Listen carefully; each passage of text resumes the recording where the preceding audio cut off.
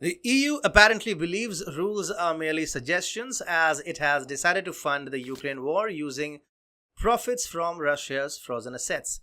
This bold and reckless move showcases the EU's immorality and hints that they might be getting desperate for cash to keep funding the conflict. Ironically, this tactic will likely backfire, damaging the EU itself.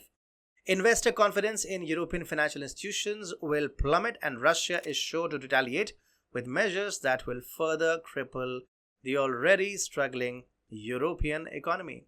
Truly, the EU excels at making bad situations worse. Welcome to TFI Global, the antidote to mass delusion. The EU has approved the transfer of 1.4 billion euros or $1.5 billion in profits from Russia's frozen assets to fund military assistance for Ukraine.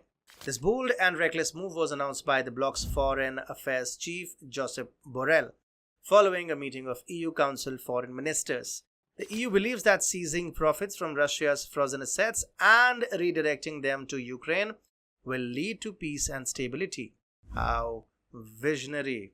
The West has frozen around $300 billion in Russian sovereign assets over the Ukraine conflict, with approximately $280 billion immobilized in the EU. Borrell proudly declared that the ministers agreed on a legal framework for allocating the windfall profits from these immobile Russian assets to the European Peace Facility.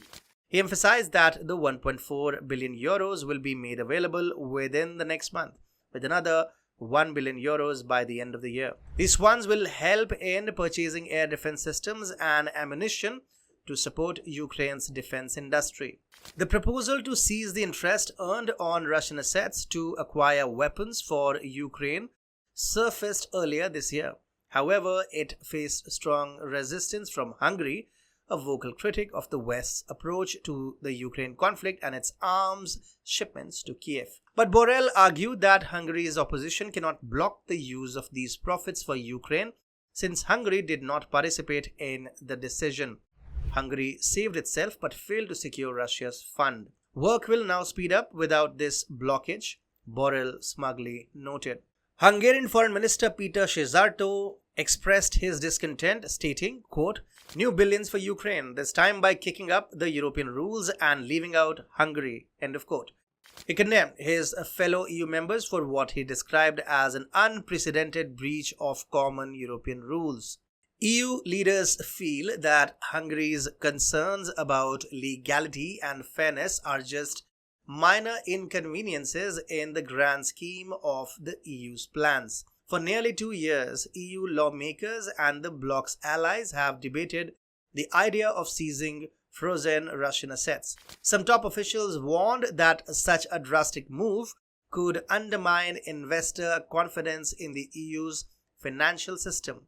Using Russia's frozen assets in this manner will undoubtedly send shockwaves through the investment community. This action blatantly violates property rights, instilling fear among investors regarding the security of their assets in the EU. It sets a dangerous precedent, suggesting that assets could be seized during geopolitical tensions, thereby deterring future investments. Legal and ethical concerns will further erode trust in the EU's financial governance. Moreover, this could lead to market instability as investors react to the increased unpredictability and potential volatility. Financial institutions holding these assets will face reputational and operational risks, contributing to a broader loss of confidence.